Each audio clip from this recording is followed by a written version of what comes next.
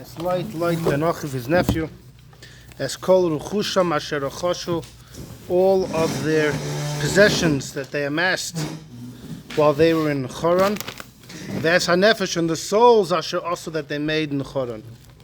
And they head to Eretz Canaan. Okay? The shaila is, what does it mean, the souls Asher Osu B'Choron? The word Osu is strange, they made. What does it mean they made people in Choron?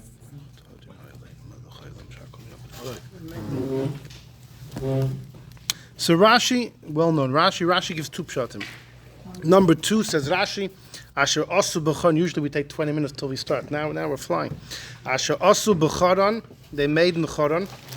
Sheikh Nisan, that he brought them, or brackets Hichnisum, which would mean they brought them, referring to Avram and Sarah. Tachas Kanfei Ashchina, underneath the wings of the Eibishter. Because Avram was Megayeres Ha'anoshim and Sarah Megayeres Ha'anoshim, right? Avram reached out to the men, Sarah to the women. Umala Aleim Akosov, the Torah considers it Ki'ilu Asom, as if they made them. So that's what Rashi says, is quoting from a Medrash. It sounds quite innocent. Because they were Megayah, these men and women, the Torah considers as if they made them. We'll come back to that in a moment. Says Rashi, Pshuta Shal Mikra is Avodim Ushfachas, servants, maid servants, Shekonolan, that they acquired. So it just means that they took everything with them from Choron. They took their servants and maid servants. That's what Nefesh means. They were human beings, they were people. The shaila is, what does Osul mean? They didn't make them, they bought them. It's like someone says, I made money. Really? What, you have a mint in the back of your house and you're creating counterfeit geld? What does it mean you made money? It means you amassed. So it says Rashi, so to it, K'may Oses Kol HaKoved Hazeh. A pasuk later, the children of Lavan say about Yankiv that he made all of this honor of wealth. It means he amassed. Or a pasuk, V'Yisrael Oisechoyel, the Yidden amass wealth. It says Rashi, Loshen Koine V'Koine, it means to acquire and to gather, to amass, to bring in. So to over here, the word also doesn't mean literal.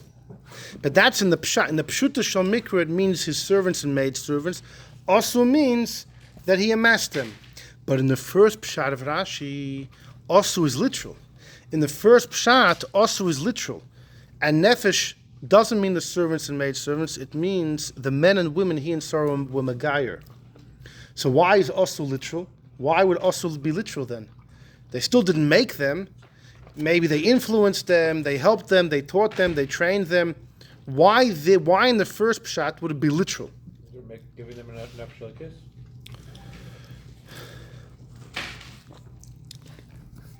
Did he give them the nefesh? Did he, Avram himself was lucky to get a neshama, and he passed it on to his children after him.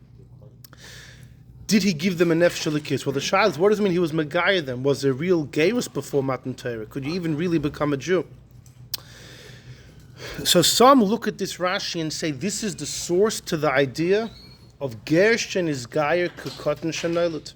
There's an idea when someone becomes a ger, they becomes a newborn, they leave their past behind them,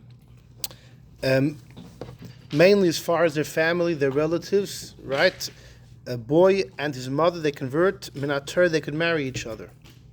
The Chassam Sofer writes in one of his Sforim on Gemara, he says, my whole life I was wondering, how do Chazal know this? How do Chazal know that if a goy is Megayer, he could marry his mother? Where do they know it from? The Gemara says it as a fact in numerous places, but it never brings a pasuk, never brings a source. Where's the scriptural basis for this?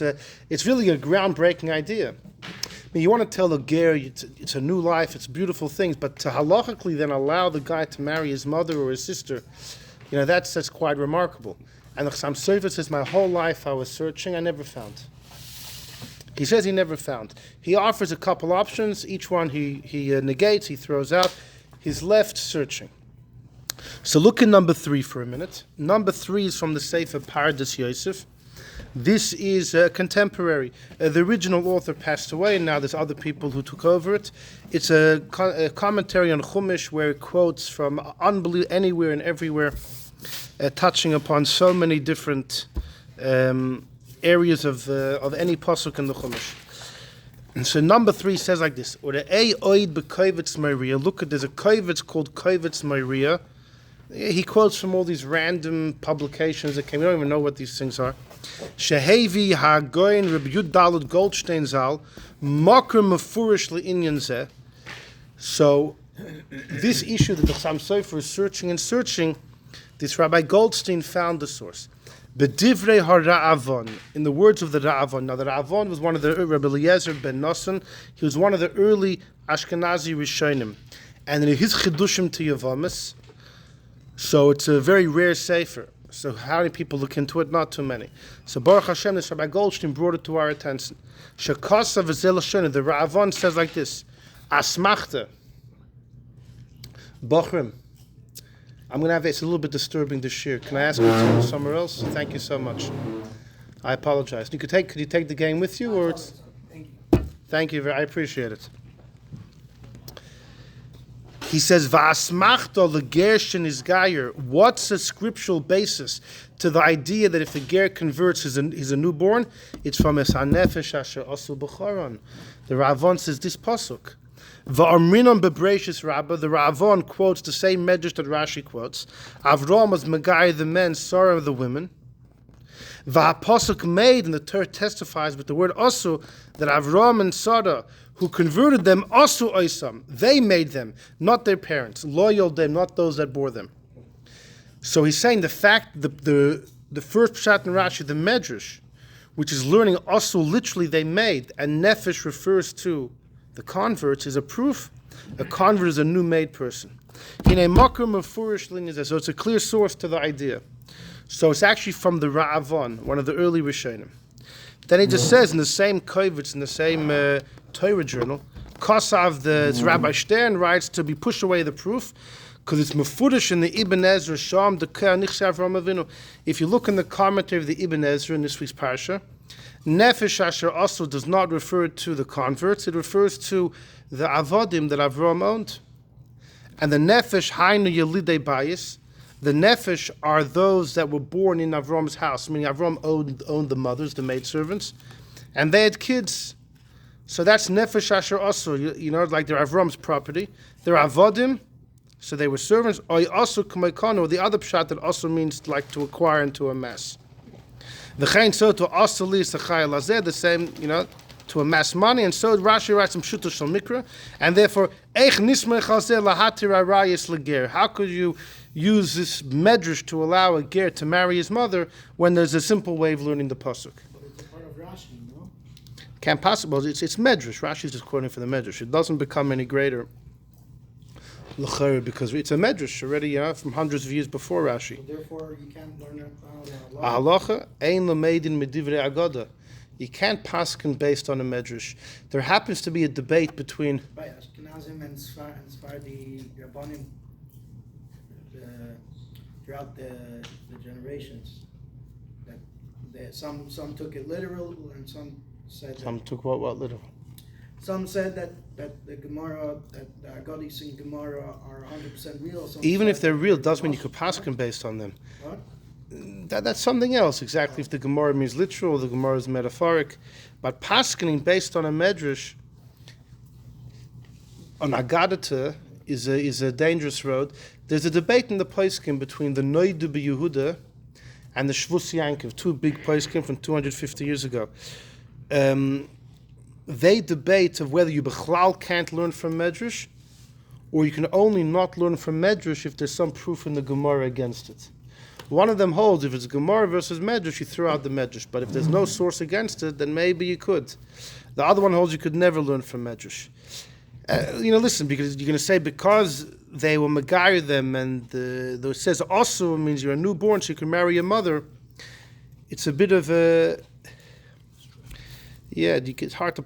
Anyway, I don't know why this guy quotes the Ibn Ezra. I mean... This Yosef is a new... Yeah. It's a contemporary sefer. I mean, From where? How long ago? The people that have made the last volumes, I think, are still living and breathing. Oh, so it's not... The first guy that started it passed away.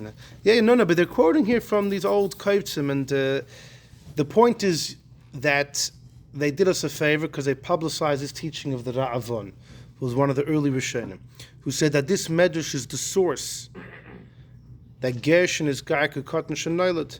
For some reason, this other guy asked a question. Well, the Ibn Ezra says it literally means servants, so then how can you use this medrash to create a new halacha? All right, whatever. Fine, that's not our discussion. A basic halacha. The basic halacha is that a goy can't marry his mother.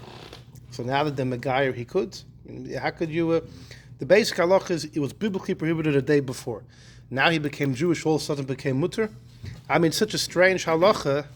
It needs to have a real good source, not epis a little vort and medrash. It has to be more than Kekatam Shanil done. No, but how do we know kekatan shenelet? The Gemara doesn't bring it. The Gemara says without a source. The Chassam Sofer wants to know. The Gemara brings it many times, but it never brings a source to it. It always just says it as a fact. In fact, in Gemara itself, sometimes it brings us at a debate. It brings it in the debate of Rabbi Yochanan and Reish Lakish. Give you an example. We had this a couple of weeks ago. A guy has a boy and a girl, and then he's Megayer. Right. Does he have to have new kids? Reish Lakish says you do, because since you're a newborn, those kids aren't yours. Rabbi Yochanan says you're Yaitz, and we pass him like Rabbi Yochanan. But the Gemara doesn't say Rabbi Yochanan disputes the klal that you're a newborn. Rabbi Yochanan must say you're still a newborn, but for some reason, the fact is those kids are your DNA. They're only here because of you, so you still get credit. But you see, the Gemara never goes into that, never discusses the source of the idea. The whole thing is very vague. Anyhow, but that's actually, this was just an intro. Because we're here to see a new pshat and what it means, hanefesh asher osu b'choron. And the pshat is found in the commentary of the Ravid on the Sefer Yetzira. What is the Sefer Yetzira? The Sefer Yetzira is one of the earliest works in Kabbalah, and it was written by Avraham Avinu. Look at number 7 for a moment. Number 7 is a Sefer called Rav Pa'olim. It's from the son of the Vilna Gaon. The son of the Vilna Gaon wrote a Sefer, Rav Pa'olim, where he goes through all types of Sfarim. It's fascinating stuff. And he writes like this, Sefer Yetzira, the book of formation. Rabbeinu Sadyu Gaon, we know who that is, and Ibn Adi, okay, a less known scholar. Zechreinam Livracha Kosu, they write the following, V'zeh l'shoinam. Because of what? V'zeh l'shoinam. Das schreiben sie. As b'mei Avram, in the times of Avram, hoya philosoph, there was a philosopher in the times of Avram. Shaloihem in b'chidush ha'olam, didn't believe that the world was created ex nihilo, believed like Aristotle, right, that matter always existed. V'chachmei akastim, hoyucholkim al Avram b'menosim, b'chlal the chacham, the kastim are the Babylonian, that was the center of humanity, Mesopotamia. And the wise men gave Avram a run for his money. They disagreed with him on many of his ideas. There were theological debates. Lahasir elu deis hanifsada. So to remove these faulty ideas of everybody else, Chibur Avram Avinu Zeh Sefer. Avram made this book called Hanikra Yetzira. So this is a testimony of Reb Sadia Gaon going back 1100 years ago in the early 900s. There happens to be another tradition that was written by Rabbi Akiva. Rabbi Akiva. So the consensus is it's the same Sefer. Avram Avinu began it, Rabbi Akiva touched it up. He added some details, but it's really the same Sefer. Wasn't involved at all? I don't have any source for that. I heard the same thing when I was a kid, but I never came across any source for that.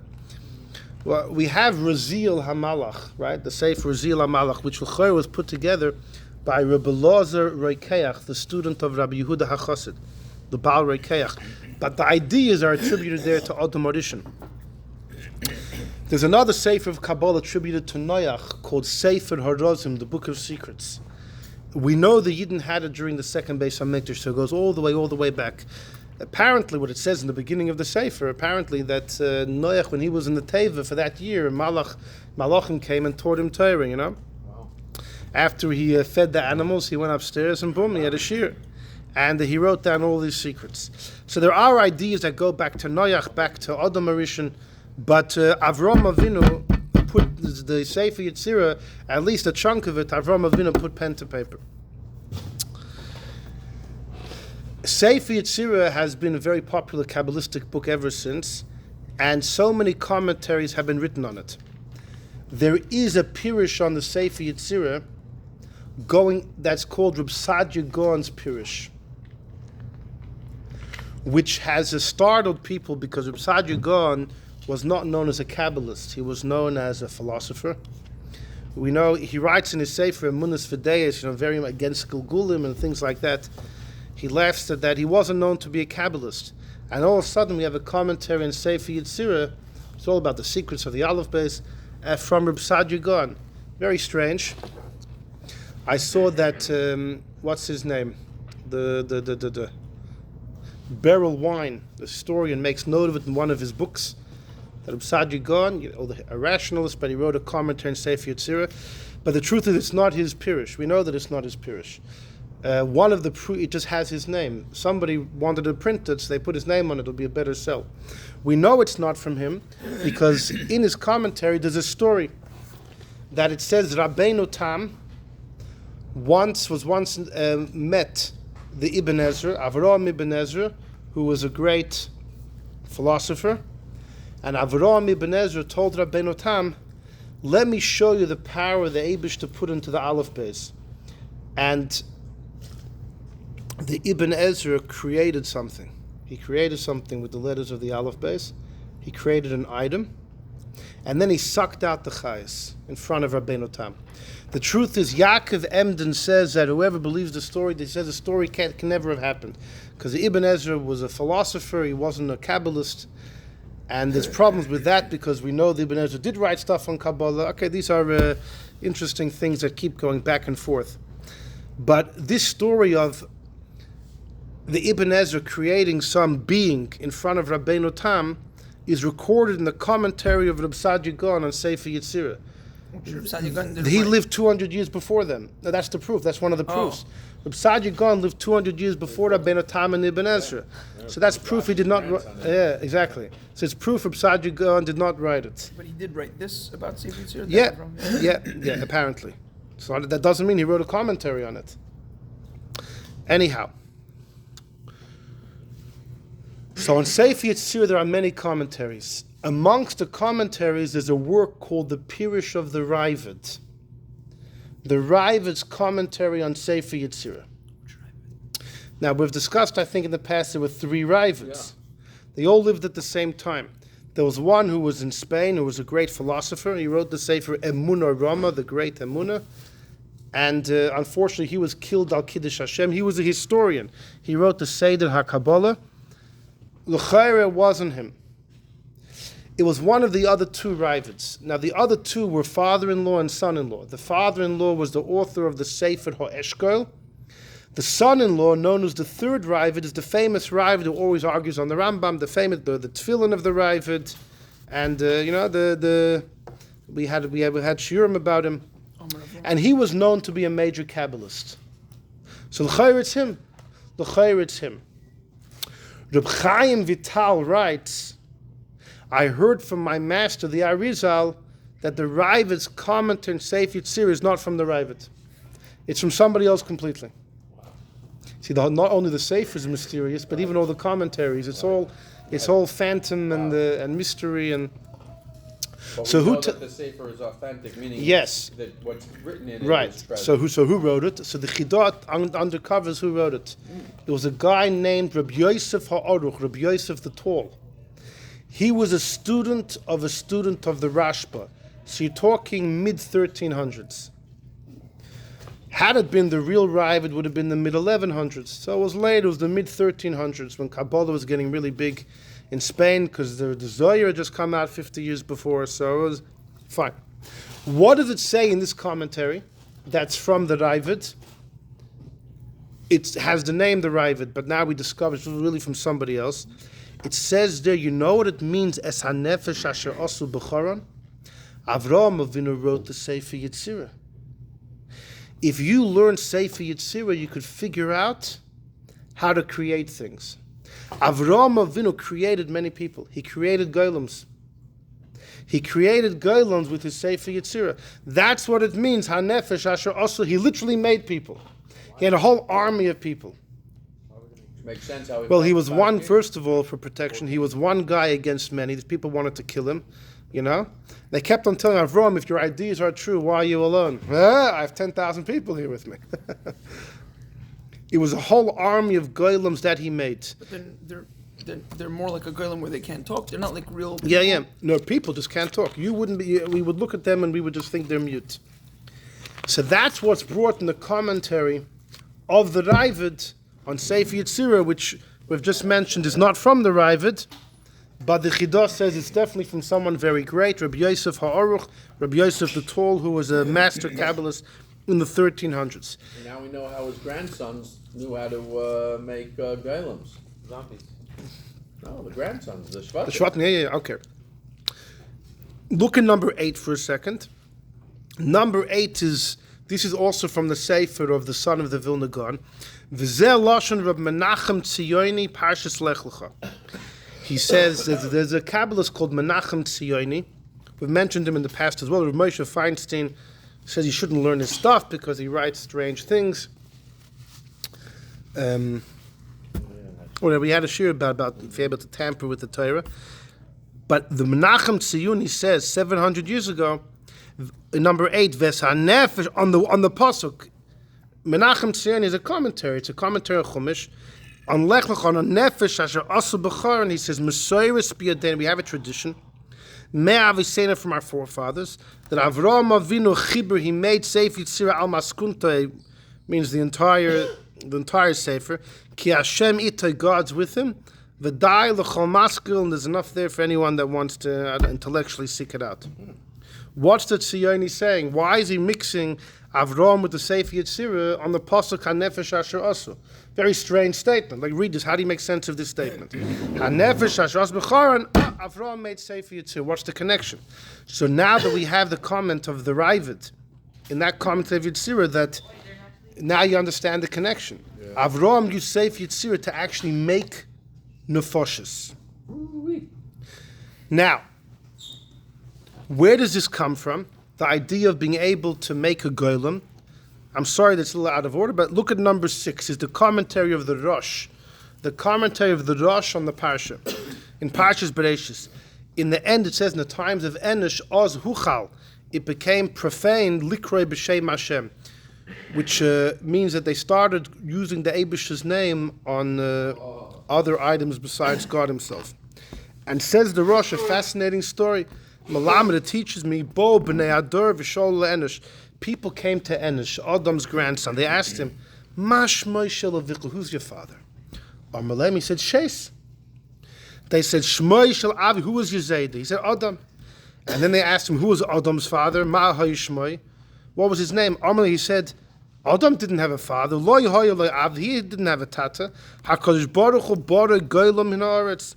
The Eibishter made Adam a golem from the ground, a mass pile, of earth and water and everything. He blew a soul. So they told the Enosh, we don't believe you. Amrullah, they said, how did he do that? How could the Eibishter do such a thing? So Enosh said, I'll show you. Miyad, right away, Lokach, he took Regivas offer, he took a pile of earth. Also, he made it Surah's golem, he made it, with his walking stick, he made perfect image. Enosh, Adam's Einokol, Enosh. V'nichnas b'nefichov hashed. And when he blew into the guy's nostrils, a shade entered. V'haya b'chayis, and now this item was a living, breathing being. You know what happened? Miyad Omru. They said, Ze Elokeinu, this is our God. Veheminu boy, and they believed in him. Golden calf. Right, they started worshiping the new being. So Enosh wasn't trying to do a bad thing even. Right.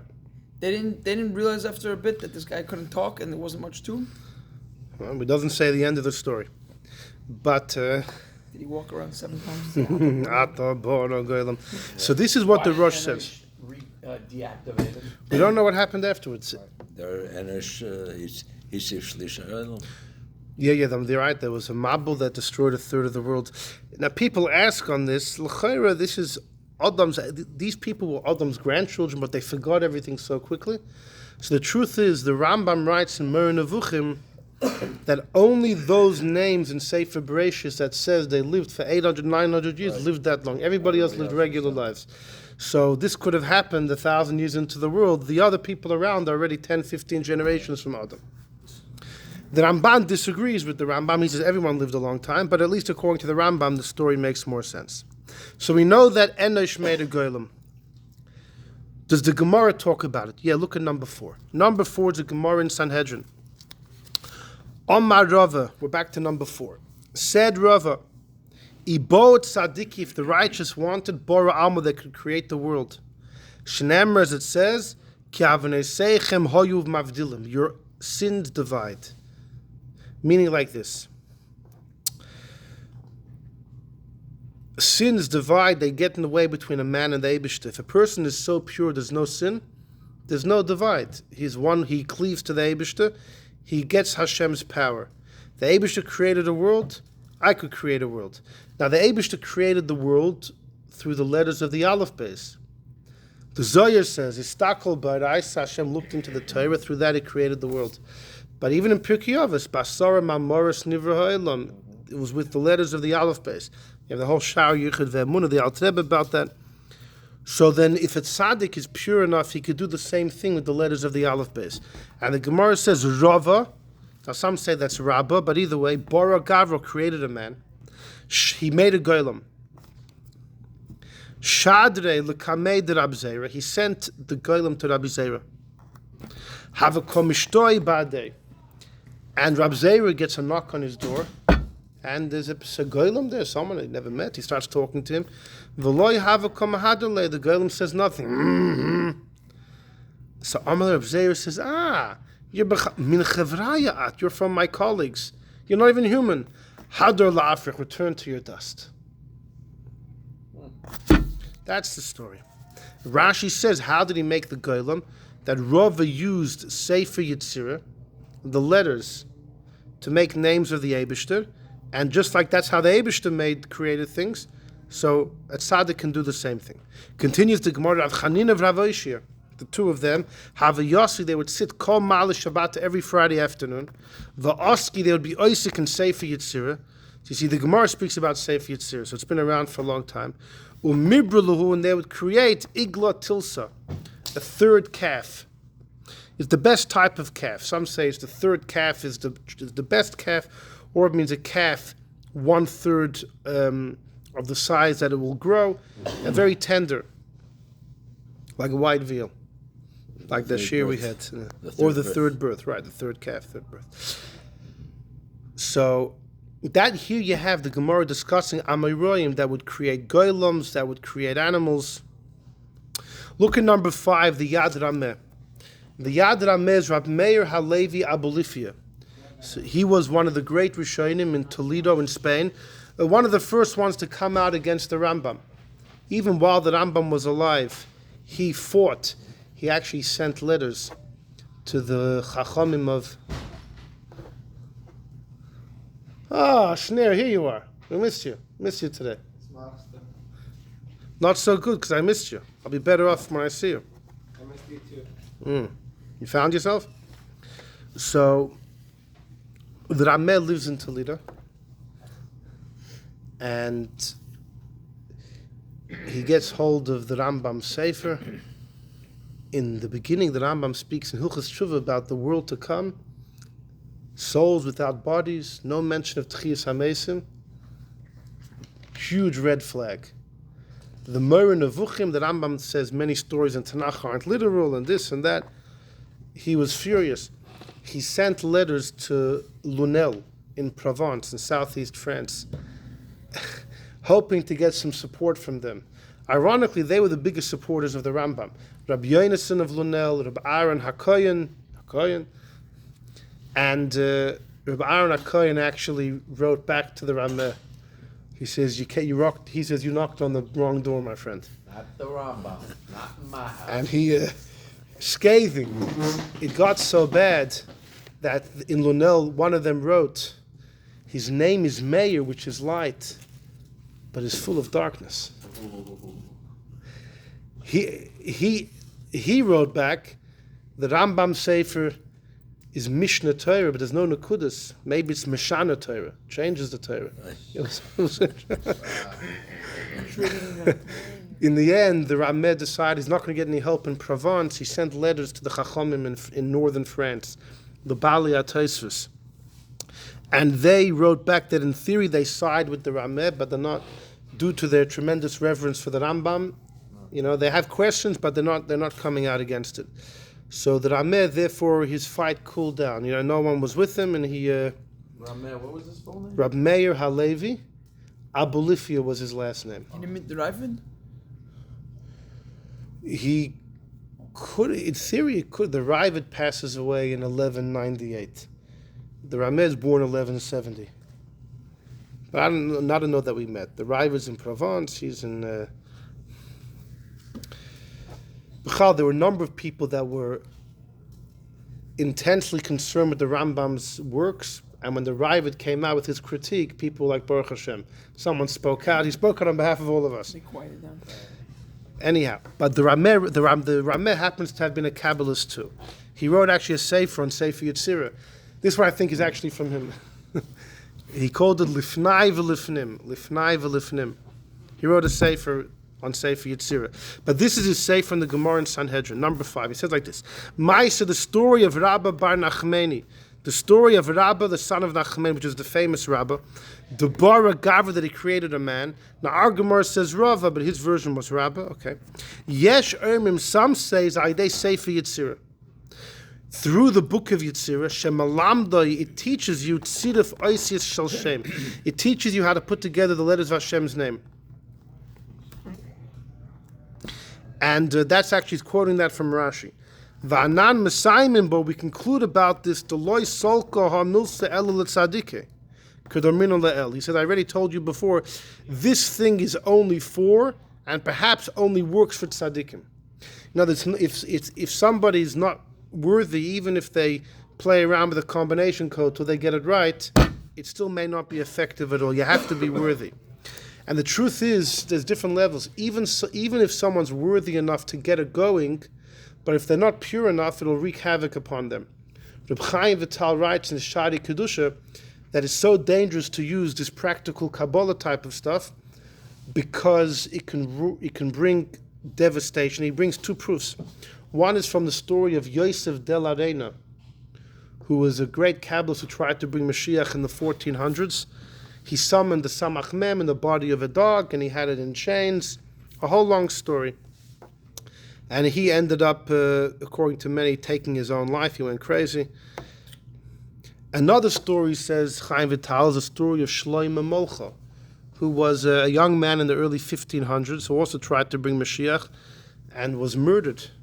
He was publicly burnt in Italy in 1532, in the age of 32. It's a famous, an unbelievable story in his own right. But Chaim Vital says the reason that both of them met nasty ends was because they were great, but not pure enough to use these deeper secrets of Kabbalah to try and change nature and twist the will of God, etc., etc. And if you're not pure enough, it can bring a catastrophe. But when the Rebbe spoke about Shlomo Molcha, the Rebbe once said a whole different. The Rebbe said, when you try and bring Mashiach before its time, it's dangerous. The Gemara says in Ksuvas that when the Yidden went to Golus, they took an oath. They won't be doichik the ketz. They're not going to twist Hashem's hand to bring it early. And if you do, it's dangerous. So the Rebbe says Shlomo Molcha knew that. He knew he might die. But he was willing to do it. He gave up his life. Maybe you'll be able to bring Mashiach early. It's the Chaim Vital, right? The Chaim Vital says his death was a punishment because he was going where he shouldn't have gone. The Rebbe says no. The Rebbe says he knew it might happen, but he did it anyways. Maybe he'll succeed. Anyhow, so the Yad Rameh says that b'chlal these things are only for tzaddikim. Then he says, Yesh some say b'achizas einayim. Some say this whole golem trick wasn't real. It was just achizas einayim. It's an illusion, a very powerful illusion. Some Rabban, But if you're allowed to mamish make the golem, if you're actually allowed to make it, then for sure you could just pretend to make it, no? And doing kishuf mamish is even worse. But that's in magic. The Eibishter gave two ways a person can break nature. One is from the dark side, with demons and magic. The other is Tzad HaKdusha. We're talking about. Tzad HaKdusha.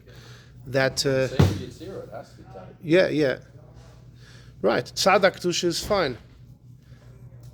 You have other problems. If you're not worthy enough, you could, but it's as far as, so when he says Achizas Einayim, it means from the holy side, but nonetheless, maybe it was only a mirage. He says, Einoy Nira, that Ameh says, I don't think it's true. Because Ein Achizas Einayim, Va'anechas Ma'elis, Ela Bizman Sha'oiches Va'anechas Mitzuyin Ke'echad.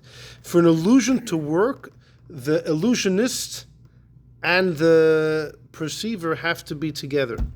Over here, Rava sent the golem to his friend Rab Zera, and everything was working in a far distance from Rava. So it must be it was real. V'su, in addition, he says, "My toiv la'afrach to karmalei."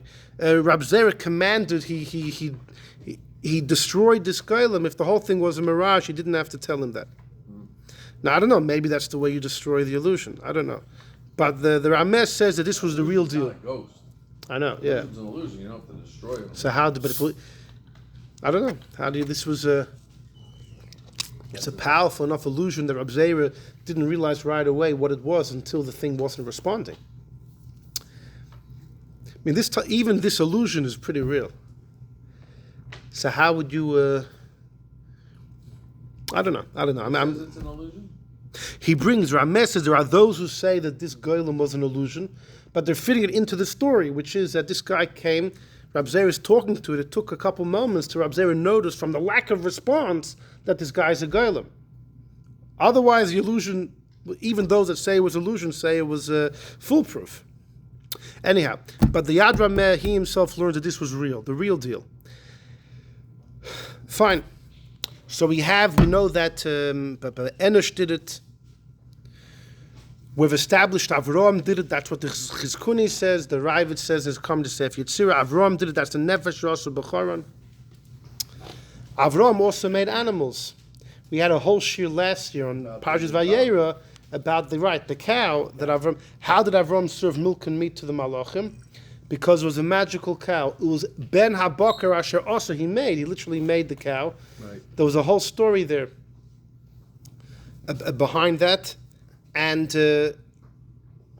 apparently when something's created magically and not natural, it's not subject to the laws of halacha. We had another shir about that one Thursday night in the shul, actually took place a while ago. All about mon, making brachas on mon. Are supernatural items subject to halacha? Well, those that say that Avraham served the milk and meat because he created the cow, obviously feel that supernatural items are not chayiv in halacha.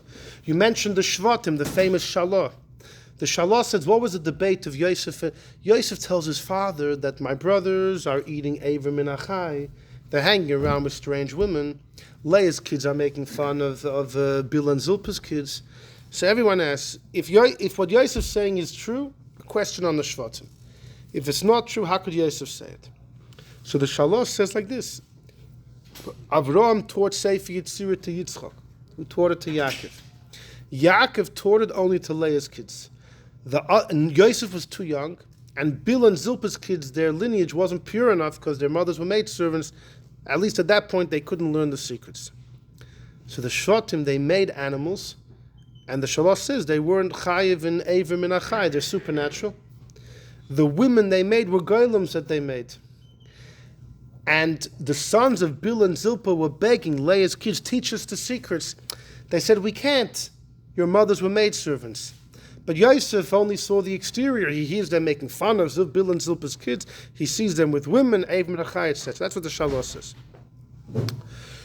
And the Gemara, Rava and Rav Chanina, Rabbi Shia, amongst the Rishonim, we find some people made golems too. I mentioned the story of the Ibn Ezra and the Rabbeinu Tam, which was recorded in the commentary of Reb Saadia Gaon and Sefer Yetzira, which we establish is not from him. But the Ibn Ezra somehow made something with the Osius, but it was very temporary. He made it to prove a point, and then he dismantled it. But there is another story there was a famous Spanish philosopher 1,000 years ago, Reb Shloime ibn Gabirol. He's made many of the slichas come from him. He was a poet, a philosopher. We have some halacha from him as well. And he was a brilliant young mind. And Reb Shmuel HaNagid was living there in South Spain. Reb Shmuel HaNagid was one of the wealthiest Jews alive. He was actually the general of the army, of the Goyish army. It's hard to imagine. The rabbi of the city, the Rosh Hashiva, the Rav. He was the military general of the king, of the Islamic king over there. And Reb Shmuel HaNagid wanted to make southern Spain a Torah center. So he reached out, he offered like a koil. He told people, if you come, I'll pay for you to come. He wanted the brightest minds to come. One of the people that came was Reb Shloime ibn Gabirol. He was a young man, and he didn't have time to take care of his house. He needed someone to help him. So he made a golem, he made a girl to cook, to clean. This is actually recorded by a Jewish philosopher from 400 years ago. The Yosher of Kandaya, he was called. Yosef Shlomo Roifer. Anyhow, he writes this story. Did he pass away young? Shlomo ibn Gabirol, right. So the story is that there was an Arab fellow who was highly envious of Shlomo ibn Gabirol's intellect. And one day they're on the road, comes behind him and he kills him. And the Arab buries Shlomo ibn Gabirol in his backyard under a tree. The tree happened to be a fruit tree. And his tree began blossoming, budding, and fruits way before anybody else. The whole town was talking about it. Back then they were very superstitious. Thought maybe he's a sorcerer or a witch. The police came to investigate. They began digging in his backyard. They found a dead body. So then they killed the Arab or locked him up, whatever. But he was caught. He was caught for his crime. They say Shlomo ibn Gabirol was 29 years old when he died. And we still have lots of... The Arizal does say that some of his poems are not Kabbalistically accurate, but doesn't take away from his greatness. And we have some nigla from him and different ideas. But upon him, the legend is he made a golem, a girl, Pasha, to help him in the house. Did the Maharal make a golem? Of course. So... Famous. Why did we only hear of the Maharal and not anybody else? Right. So... Right up his alley. Truth is, we still have a sheet to get to over here. Now, did the Maharal make a golem or not? In 1909, a book came out from Yudela Rosenberg, who was a great author. Niflois HaMaharal, Wonders of the Maharal, and all fantastic stories about the golem. And it's not supposed to be a historical book. It was stories. The average Fruma Yid today, I think I would say the majority of them, don't believe the Maharal made a golem. What? Yeah. You didn't listen to the Leonard Nimoy tapes as kids? That's exactly. Had he not made That's those their tapes, problem. they would believe in it. Because of the tapes, they think it's just a Babamaisa. It's a legend. It's a kid's story. And their taina is that why for years was it not spoken about? 1909, there's all these books about it. Maharal passed That's away the in first time it comes up. Is No. 1909? The Maharal died in 1609. For 300 years, no one talks about it. How do you explain that? So there's a guy Stern, Rebbe, what's his name? Yechiel Michel Stern.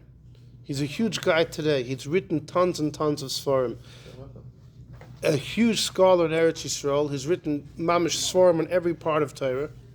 He believes the Maharal did not make a golem, and this is his proof, because the Maharal had a student called Reb David Gans. David Gans, geschrieben the Tzemach David. It's a sefer on history, Tzemach David. It's actually a wonderful sefer, a very accurate sefer on history. This the Tzemach David Gans was a student of the Maharal and the Ramah. He writes about the Maharal. No mention of the golem. So it says Yechiel Michel Stern, if the Maharal's own Talmud is writing about his master, and there's no mention of the golem, doesn't that prove that it didn't happen? What did he write? What's about the Maharal? Biography about the Maharal. Oh, biography. Yeah. Son-in-law But didn't there's talk about it? so our contention is that it was that the Maharal wanted that it should be kept a secret. So maybe his students didn't even know about it. Or if I cared, they knew about it and they knew that it was supposed to be kept secret. They used to listen back then. What? They used to listen back then, the students. Okay. So here's the thing. 1909 is when Yudla Rosenberg put out this book. Did people speak about the golem before it? They most definitely did. Talked about it the Friedrich Rebbe. When he went up there. Yeah, we'll get to there in a moment. There was a great Chassidic Gaon in Butchach, Avram David of Butchach, known as the Eishel Avraham. He was a huge halachic scholar. He passed away in 1840. So he's 100 years before the book comes out. He writes in one of his books, Shamati, I have heard that the Maharal made a golem. He's not saying he knows for a fact, but he's saying people are talking. 100 years before this book came out. The Bnei Yissaschar, who was in the times of the Tzemach Tzedek, writes black and white in one of his Sfarim that the Maharal used Ruach HaKodesh and he used Sefer Yetzira to make things. He doesn't say what. So there's people with it can't be a golem, What was it? I don't know, anything. Can't be a golem. Why? Because there's a kid's book about the golem, it can't be. The Bnei Yissaschar said the Maharal used Sefer Yetzirah practically to make things. He doesn't say golem. So I kind of those that say it wasn't a golem. So what was it? They don't know, but it can't be a golem. Why? Because they just don't. No reason. It's just like a tree trunk in their head, refusing to accept that maybe. Who are these people that refuse to accept? Why do we? Why, sir? But they're everywhere. Why do we have to listen to them?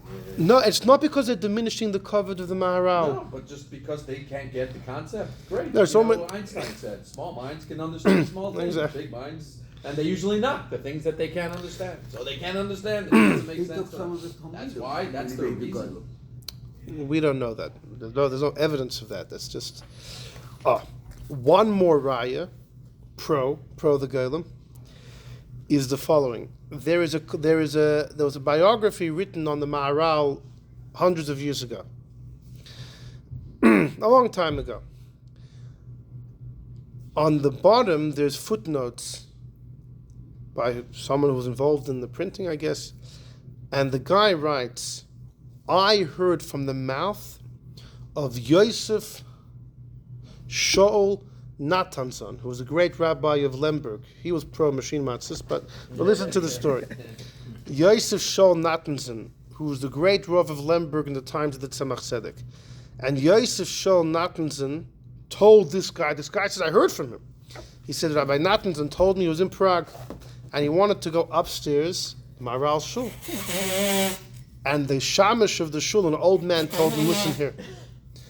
Years ago, the Noida Yehuda was Rav here in Prague, and he wanted to go up too. And one day he went to mikveh and everything, and he was fasting, he davened early, and the whole shebang. And he went up to the attic, and he came down, his face was white, and he said, no one should go there. So Rav Natanson didn't go. He was so shaken by the story of the shamash, he didn't go. Now,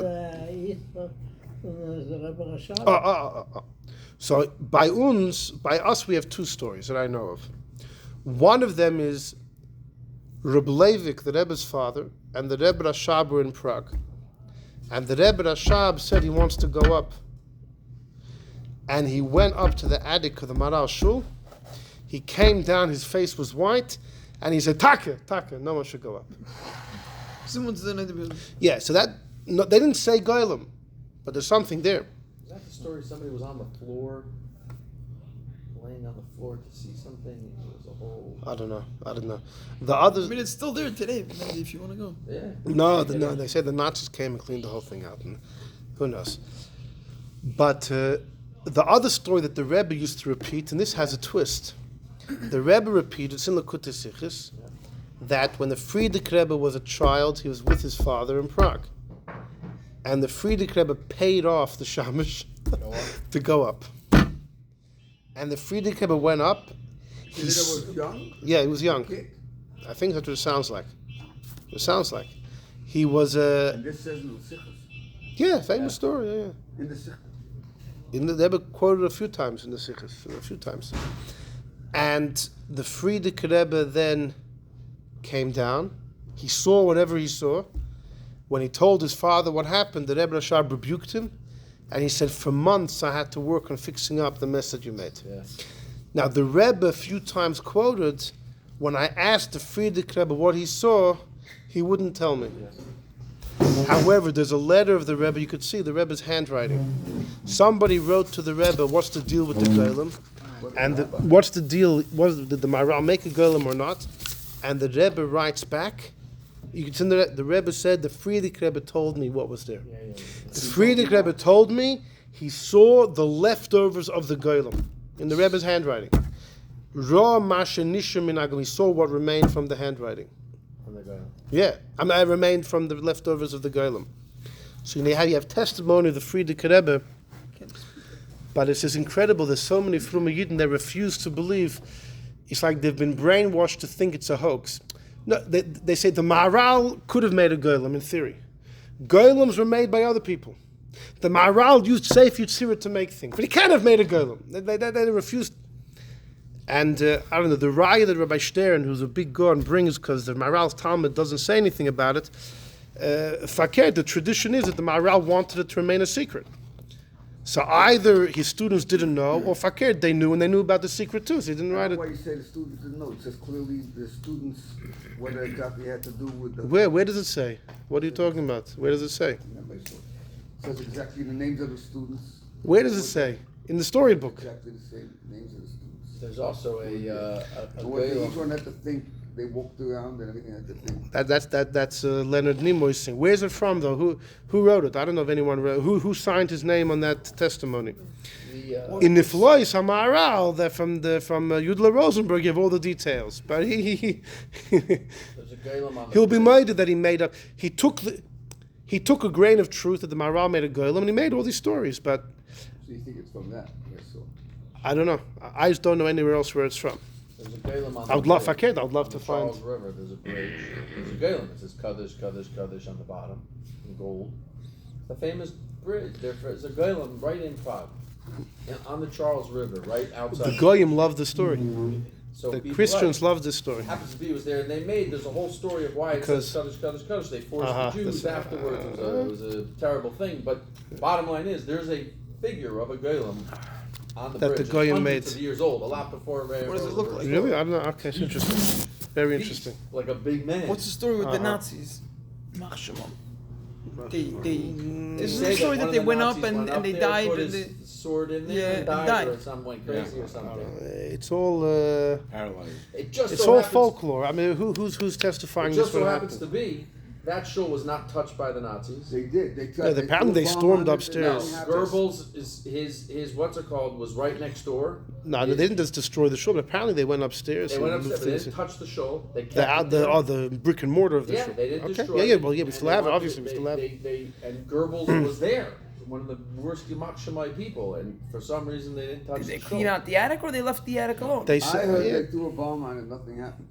Yeah. Okay, that's fantastic. Yeah, Found that's- stuff. I heard all the That's, fun. that, Yeah, that's in the story. That's in the book. That's in the other, in the comic book. It's my first Anyhow. Oh wow, Bruchim Aboim. Tales and tales. Much more Tales and bigger tales. Different style. Yeah, different yeah. style. It's nighttime. We're all yeah because there's a bit of l'chaim over They here. didn't touch the Chal the shir is le'ilu nishmas Yigal ben Aziz. Yigal ben. museum to show about the Anyhow, so where does this all take us? So let's go over here. So look at number 10 for a second. Number 10 is a well-known story from Masechta Megillah.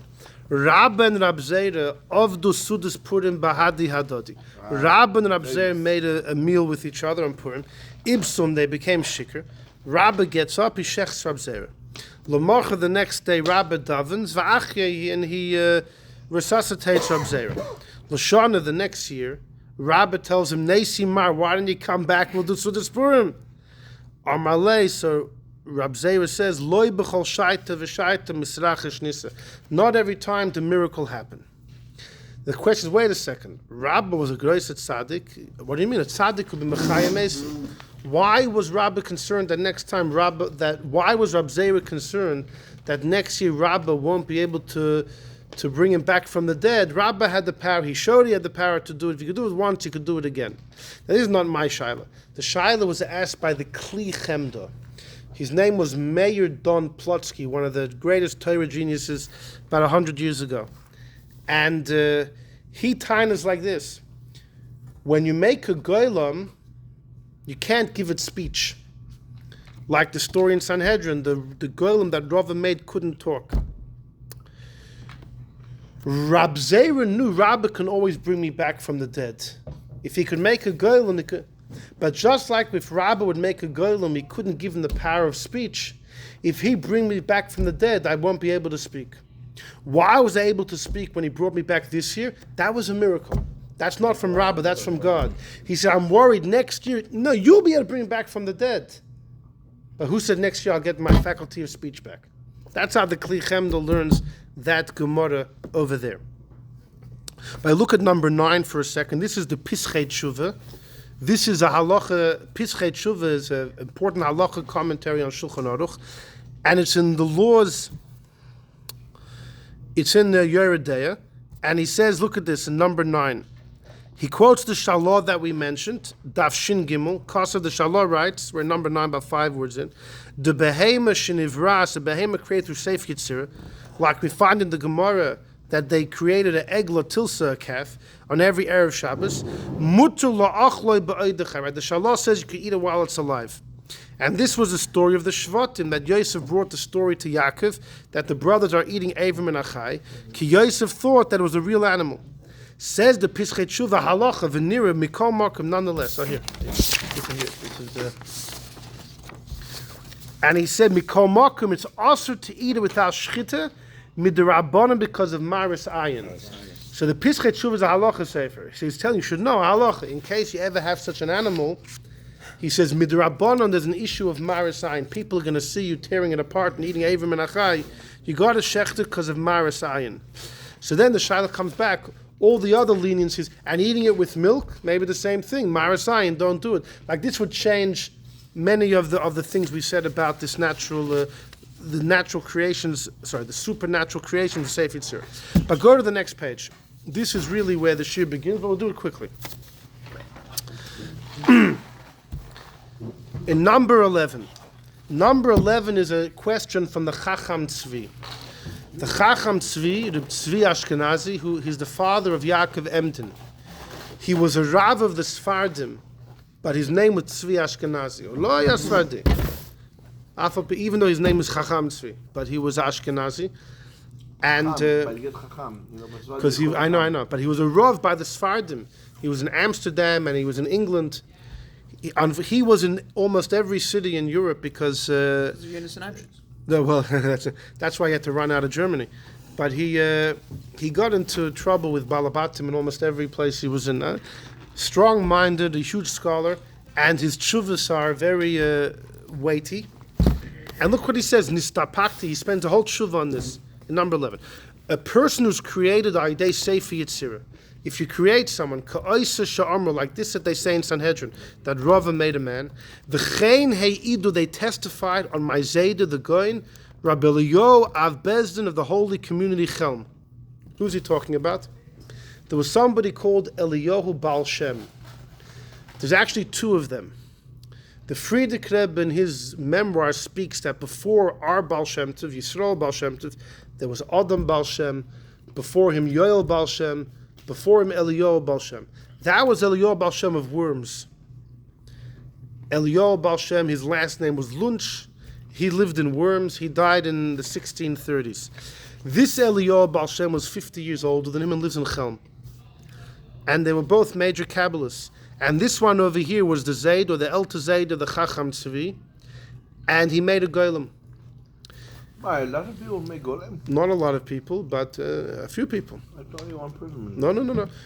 The Reb Chaim Volozhner, the student of the Vilna Gaon, writes, I heard from my master, the Vilna Gaon, that when he was young, he figured out how to make a golem, and he started doing it. Really, golem is look like a human being, actual human being.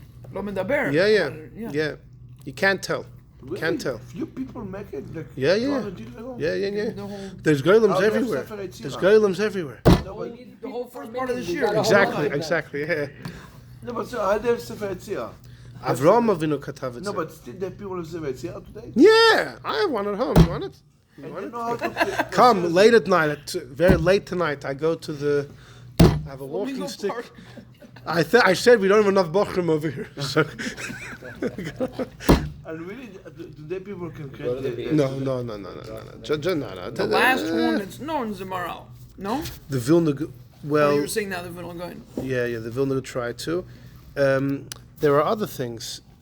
The Chidah didn't make a golem, but he writes in his diary that he was once traveling, and there was an Arab walking towards him with a knife, and the Chidah is, an old rabbi. How's he going to fight the Arab? The Arab wanted to kill him. So the Chidah, just from the distance, he said the same name that Moshe Rabbeinu said when the Mitzri died. The Chidah says, I said the name, and the guy dropped dead. 200 years ago. Yeah. Wow. Yeah. Although there's a story that the Mittler Rebbe, when he used to write very, very quickly. The Mittler Rebbe wrote so quickly that when he reached the bottom of the page, the ink was still wet. So someone asked at Tzemach Tzedek, did the Mittler Rebbe do a Kabbalistic charm called Hashboas HaKulmas? Means you summon an angel and the quill starts writing on its own. Because we know Moshe Rabbeinu did it. The Chassam Sofer says, my teacher Nosson Adler used to do it. He died in 1800. Ken. וכותב מעצמו. כן. What's the kulmus? How to know? What's connected to your... Maharal.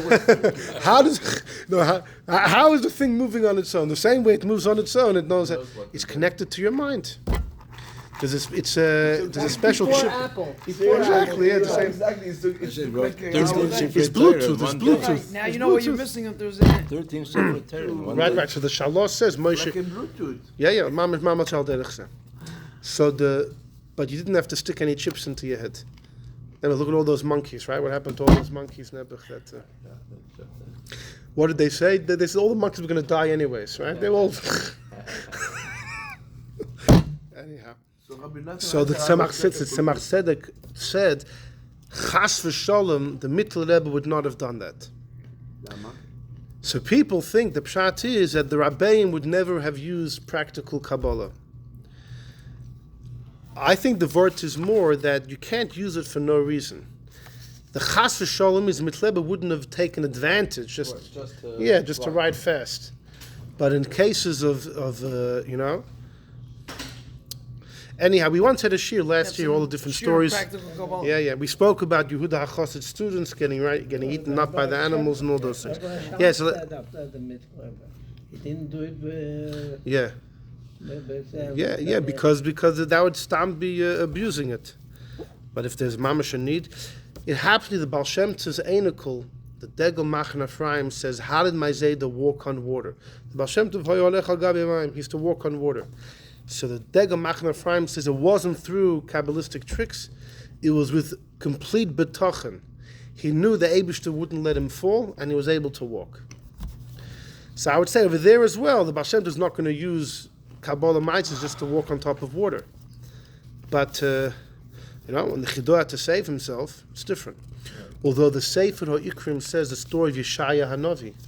Yeshaya Hanavi was running away from his Einikel Menashe. He said a shame, he turned into a tree. But his tzitzis were sticking out, right? So Menashe saw, he says trees don't usually have tzitzis. He cuts down the tree, kills his Zayda. And the Ikrim says, and the Levush, he also says, that Yeshaya got that punishment because he shouldn't have used the shame of Hashem, even though it was to save his life. Anyhow, but we had a shir about that, and back to our shayla over here. The Chacham Tzvi wants to know like this: Mi mitzdaref lasor. Could you use a golem for the 10? L'dvarim that needs 10, like Kaddish and Kedusha. Do I say that since it says V'niktashti b'seich b'nei Yisrael, Hashem, you can only say Kedusha, holy matters amongst Jews, so loy mitzdaref, this golem can't be one of the 10, or maybe not. The Gemara in Sanhedrin says, if you raise an orphan in your home, it's like you gave birth to the orphan, because it says Michal had 5 kids. It really wasn't hers, it was her sister Meirav's kids. But since Meirav bore these are Shaul's daughters, Meirav gave birth to 5 kids, she died. Her sister Michal raised them, and the Torah considers them Michal's kids. So what do you see from there? There's more than one way to have a child. So Hachinami, so too over here. If a tzaddik creates a person, maybe it's like the tzaddik's child. There's a Rashi in Noach. Rashi says, Eila told us Noach, these are Noach's kids, and what does the pasuk say? Noach speaks about Noach, tzaddik, Tomim, so Rashi's bothered. You say these are Noach's kids, and then you speak about Noach. So one of Rashi's pshatim is what? Noach's true kids were his own maisim tovim. A tzaddik's handiwork, his maisim, that is his children. So maybe when a tzaddik creates something, that's his ma'aseh yodav, that's his handiwork. Maybe it's his kids. So look on the left side. V'nirali, it seems to me. He quotes the story we saw in Gemara. Kivan Dashkan, we find that Rab Zeira told the golem, min chavrayat. We're on number 11, the left-hand side, second line. Number 11, so it's the top of the second page. On the left column at the top, second line. Min chevrayat, you're from my friends. Toiv al-afrach, return to your dust. Haresha, he killed him. Says the Chacham Tzvi, if he could be used for a golem, if he could be used for a minion, he's worth his weight in gold. You should lock him up in the shul. How often do you only have 9 people for a minion? You could just, he says, why would they kill him? This guy is if he has a toyel, if he has a purpose, to latzarfai, to make him part of the 10 for any minion, why would they remove him? Then he says like this: even though ein boy isur shvichas dam, he says taka, there's no isur to kill a golem, because the pasuk says, there's a pasuk in Noach, af sheyesh boy droshes, even though the Gemara discusses the pasuk says shoifich dam ha'adam ba'adam. If you spill the blood of man, then ba'adam, in the man, the killer, dama yishafech, his blood will spill. The Chacham Tzvi says, you know how I read the pasuk? If you spill the blood of man, that was in man. Meaning only if you kill someone that was in his mother's stomach, that was born from a mother's stomach. Dafka adam hanoitze mitoich adam. A person that was created from another person, which is a fetus, formed in the mother's stomach, then you're chayav for murder. Excluding Hahu Gavra, excluding a golem that Rava made who wasn't created in the mother's stomach. But Mikom said there's taka no issue of murder, but if he could be used for a minion, why would Rab Zera get rid of him? Must be he can't be used for a minion. That's the end of the letter. Fascinating letter. But so by the way, They people didn't have a problem with minyanim there. what? They didn't have any problem with minyanim there. So therefore he didn't even think about Well, he it. wrote this whole letter. Must be he was pretty urgent, you know. If he wrote this whole letter, serious letter about this, it must be he was. Maybe that's why each community threw him out. If he couldn't even bring a minion to shul. No. It's a very valuable. He doesn't speak during one davening.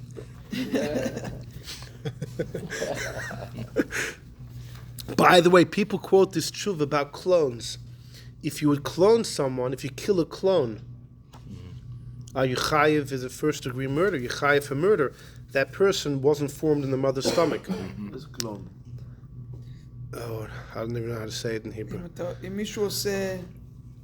דמיון, you take a cell, בורים עוד אדם. מה זה נקרא בעברית? הם עושים את זה לחיות, לא? עשו את זה, לכבשים. Anyhow, so I'll call upon him like this. This is what the Chacham Tzvi child could he be part of a minion? He doesn't answer. He said he doesn't know. Right. At this point, he doesn't know. This was the end of the letter. He wrote something else later on, but this letter ends And no. He ends up pretty sure that he can't be used, because if he could be used, Reb Zera wouldn't have gotten rid of him. Look at number 13. You should know this tshuva has been discussed over the past couple hundred years. The Chacham Tzvi dies in 1718. And this tshuva of the last 300 years has been a hot topic. Number 11 or The tshuva of number 11, people discuss it. Look at number 13. This is one of the shots. The story of Masechta Tainas. The Gemara speaks about Rabbi Yossi de Min Yukras. Rabbi Yossi of Min Yukras. That was from Yukras. And he was a quite extremely pious to an extreme. And the Gemara comments a number of episodes about him. And it presents the following. Number 13. Brate Mahi. What happened with this fellow's daughter? Havyele Brate had a daughter, Balas Yofi, who was beautiful. Yom Echad, one day, Chazia, Rabbi Yossi sees that the neighbor, there was a bocher in the neighbor's property, was drilling a hole through the fence between the two properties. Chazia Lahu Gari sees a guy, Davekaria, who was drilling a hole, Behutza, in the wall that was between the properties. V'kachazela, and this bocher was looking at Rabbi Yossi's daughter through the peephole. So Amar Lois, Rabbi Yossi says, "My hi, what are you doing?" So Amar Lois, the bocher said, Rebbe, if you don't let me marry her, you're not going to let me look at her. If I don't merit to marry her, I can't see her. So Amar Lois, so he told his daughter, Biti, my daughter, you're causing pain to the beings around you, making them all lovesick. Shuvi la'afrach, return to your dust, he tells his daughter. Va'al yichoshlu bich b'nei adam, let people not stumble over you. In the Bach's version of the Gemara says, v'chein hava. Taka, that's what happened, the girl died. Now the Gemara is quoting this as a story of the extremities, but the fact is Rabbi Yossi told his daughter that you're better off not being here, you're causing damage. Now, there was plenty of good things she could have accomplished, but if it's a hazard for the public, then there's an Indian of disappearing. So they all ask in the Chacham Tzvi, maybe Taka the golem could be used for the minion. Reb Zera got rid of him because a golem is a public hazard. How do you know a golem is a public hazard?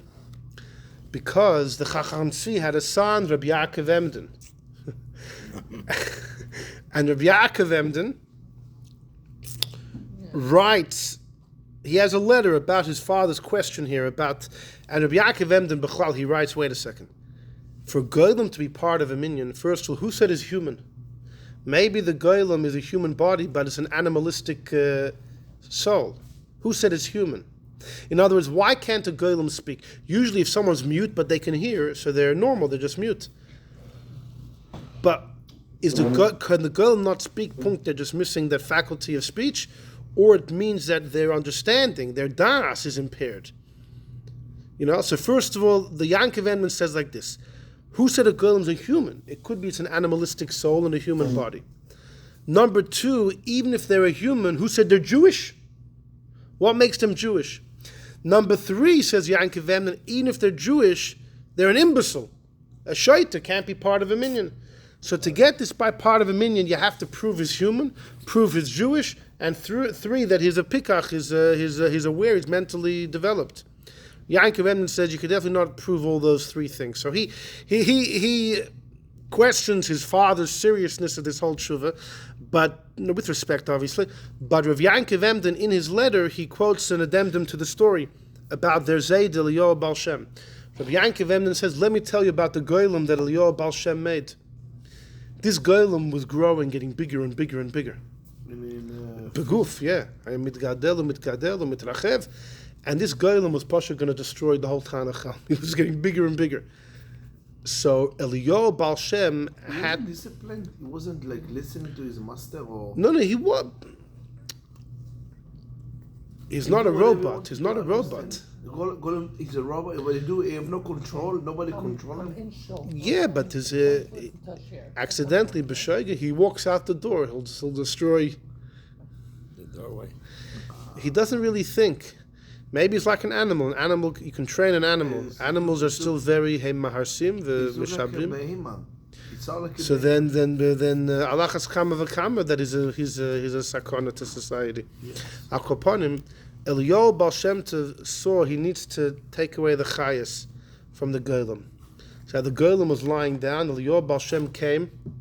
Some say that on the golem's face was the word emes, and he wanted to take away the letter aleph, so just have mace. Yankovim doesn't say that, but that's what other people say. I don't know. Oh, he says that? The aleph and the mace? But about... Maybe burst from the bursting story. I don't know, okay.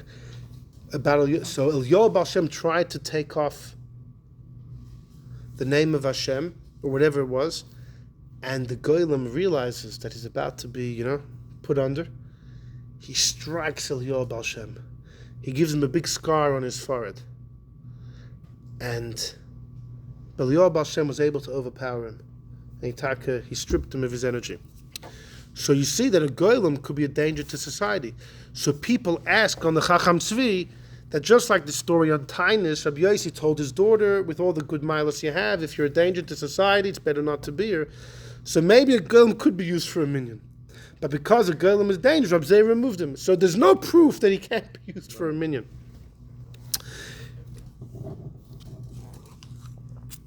Look at number 14. Number 14 is Likutei Chaver Ben Chaim. This is a student of the Chassam Sefer. He called his Sefer a collection of Chaver Ben Chaim, whatever, but he was a student of the Chassam Sefer. And he wrote notes on the Chacham Tzvi. He writes like this, in number 14, the end of the first line. The Betshuvas Chacham Tzvi.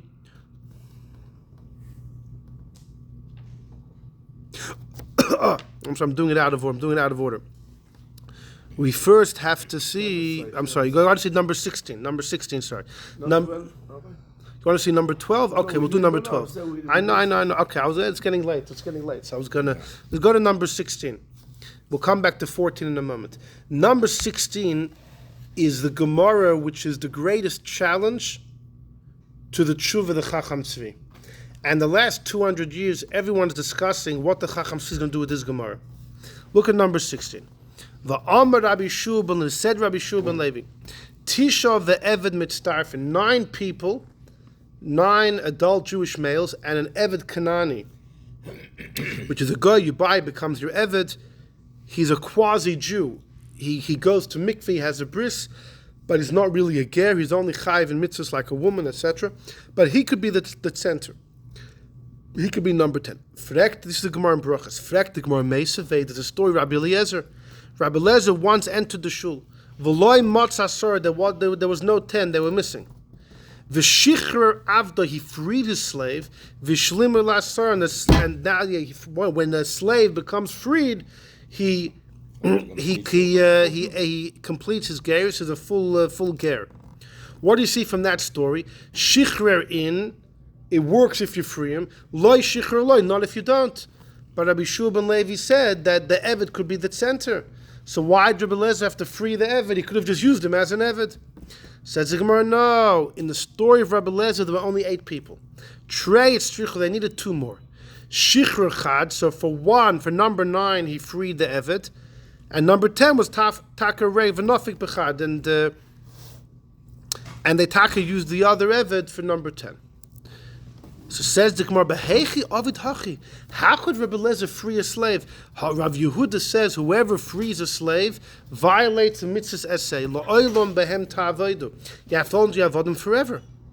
So how could he do that to get this minion? Says the Gemara, L'dvar mitzvah shiny. For a mitzvah, it's okay.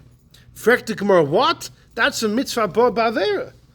You're allowed to do a sin to do a mitzvah? Says the Gemara, yeah, it was a mitzvah of the public. Mitzvah derabim, mitzvah of the public. A mitzvah of the public overrides. That's the Gemara. So everybody asks, wait a second. Why didn't Rabbi Eliezer make a golem instead of freeing his Eved? Getting late. Now, the Chidah made it pretty quick. No, the Chidah said just killed someone. He killed someone. Right. It's getting late. Yeah. So now, who said Rabbi Eliezer has the capacity? Look at number 17. From all the Tanoim, Rabbi Eliezer would be the one to have it. Number 17 is the Gemara in Sanhedrin that Rabbi Eliezer is speaking.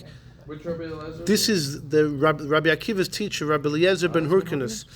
the famous Rabbi Eliezer the Great is called, and he, unfortunately, the end of his life, he died in Cherem. He was put in Cherem, and he was isolated and solitary on his own, and he was complaining about it.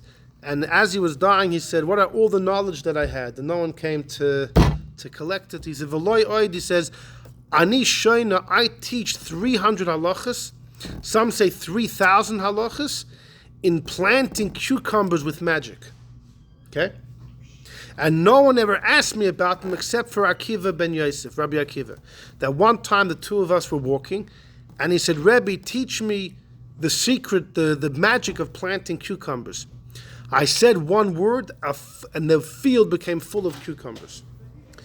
This was talking about magic, not through Sefer Yetzira. And the Gemara asks, how is Rebbe Eliezer allowed to do black magic? And the Gemara says, he was doing it to learn. You can't do it for the sake of practicing. You could do it in order to learn. Which means not only you're allowed to study it, you're actually allowed to really get your hands dirty. You're allowed to do it in order to judge somebody that do something. Right, for that. So you punish them, you know how to be part of the Sanhedrin. He was part right. of the Sanhedrin? Yeah, Rabbi Akiva. Yeah, well. It's after the Churban, no? Right. They already 40 years before the Churban, they weren't giving death penalty. But in order to know if someone's a mechashev, you still want to know if someone's a mechashev. So they're still betting. You know, if they become pasol edus, I mean, there's reasons you want to know. Anyhow, so Rebbe Eliezer was an expert in the dark side. You could be sure that he was an expert in the kosher side too. The Medrash Pirkei de Rabbi Eliezer, which has lots of Kabbalistic ideas, it's all him. It's all him. So the Chari could have made a golem. The fact that he didn't shows that, you know. Right. Now, it sounds like a funny shaila. Why didn't he make a golem? But you know who asked the shaila? First of all, our Rabbi Margolis' friend, Ephraim Zalman Margolis. I still don't even know the reason we pick on him, because he... that's right. You don't duchen every day. Anyhow. And we also said he might have had something to do with the... No, he was about why you don't duchen every day. But wasn't he in the Pidyon Aventure? No. He was that was Yankiv remember why he doesn't like No. it. Margolis was why we don't duchen every day. He says duchen every day. Who says you're a kohen? If you're Yisrael, you violate. Yisrael can't duchen, make a bracha. You're lucky you do it on Yom Tov. Believe me, I remember. Anyhow, we also said he was a great man, and he asked his shaila. He says it's a serious shaila that Rebbe Eliezer needed a minyan. What did he do? He violated a mitzvah aseh of holding your eved because he needed the minyan. So make a golem. Apparently, you can't make a golem. So they all want to use this as a raya that a golem can't be used. And and therefore the Chacham tree was the whole Shiloh was barking up the wrong tree. The Chidah in his Sefer Birkei Yosef and Halacha, he quotes many of the great Sfardish Gaonim who asked this question. It was a real serious question that was bothering people. Is there a way out of the question? So the Chidah himself says, listen, it takes time to make a golem. The Chidah was, by the way, answered with Rabbi McGurley's last time too. He was one of the people that, it was in one of the shirim, he was one of the people that said, he gave a fa'en for him. But he commented on one of the issues. No, he was before him. But maybe we linked it together. I don't remember offhand what that would be. Yeah. But Bechal the Chidah is a peacemaker. But he it takes time. By the time he would have made his golem, there wouldn't have been left anybody in shul. He says more than that. You can't make a golem unless it's necessary. It wasn't necessary because he's allowed to free his eved.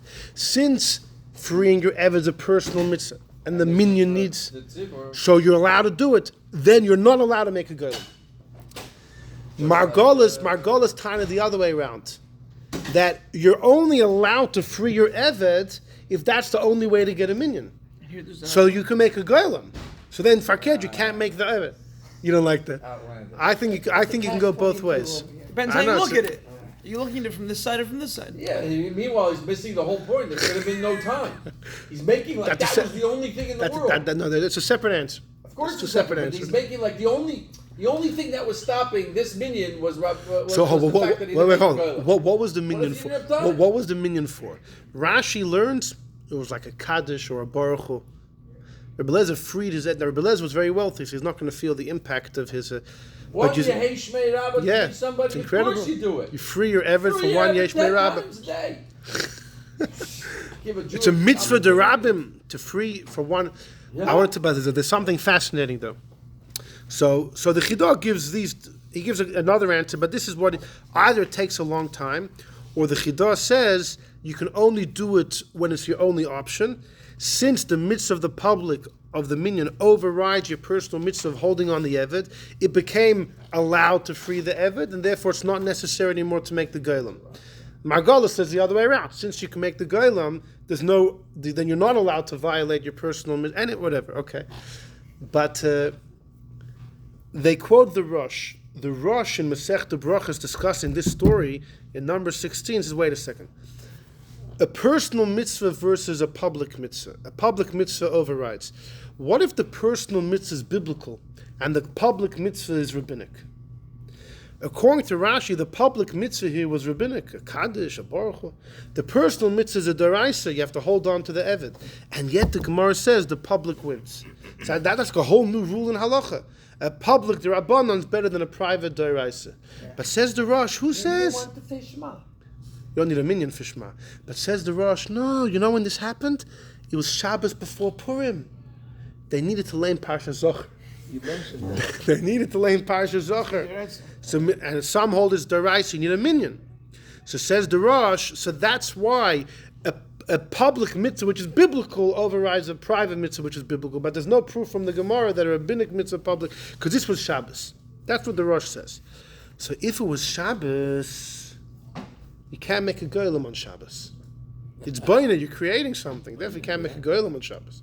So people have, well, then how could he free an Eved on Shabbos either? Are you going to give him a get?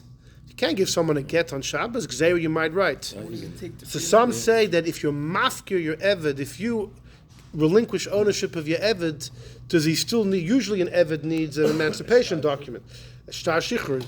If you're mafkir him, so it's a machlokas ameroim. If you're mafkir him, does he still need the shtar?